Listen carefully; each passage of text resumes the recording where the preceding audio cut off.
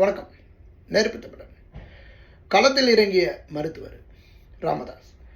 வயசு 85-87 வயசு ஆயிடுச்சு. இருந்தாலும் கட்சியை நான் காப்பாற்றுறேன் அப்படின்னு களத்தில் இறங்கியிருக்கிறாரு.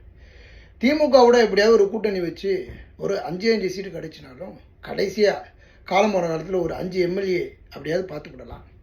இந்த நேரம் பார்த்து அன்புமணி பேச்சை கேட்டு அதிமுக பக்கம் போனோன்னா 100% நம்ம தோல்வி அடைவோம். அது மட்டுமல்ல, அன்புமணிக்கு எந்திரிக்க வேண்டாம்ப்பா, நீ மந்திரி ஆயிரு அப்படின்னு சொன்னால் போதும், இருக்கிற சொத்து சுகங்களை காப்பாற்றிக் கொள்கிற அளவுக்கு பெரிய கோடீஸ்வரனாக இருக்கிறாரு. அதனால் தன் மீது ஊழல்கள் எதுவும் வராமல் அப்படியே தன்னை பதுக்கி பாதுகாத்துக்கிட்டு போயிடுவாப்புல.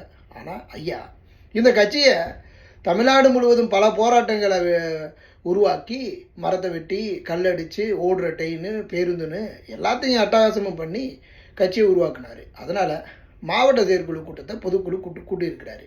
110க்கு மேற்பட்டோர் வரணும். 10 பேருக்கு கீழே தான் வந்திருந்தாங்க. பரவாயில்ல, களத்தில் நான் இறங்குறேன் அப்படின்னு களத்தில் இறங்கியிருக்கிறாரு. அன்புமணியை தூக்கி இருக்கிறாரு.